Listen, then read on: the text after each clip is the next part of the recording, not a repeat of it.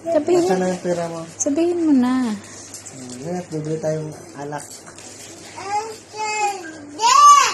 Hindi pwede alak. Hindi pwede. Patagal ng pera mo. Magkano yan? Magkano yan? Yay! May pambili na si Daddy. Sigarilyo, alak, pulutan. Oh. Oh, ilang ice cream din ang bibilihin mo?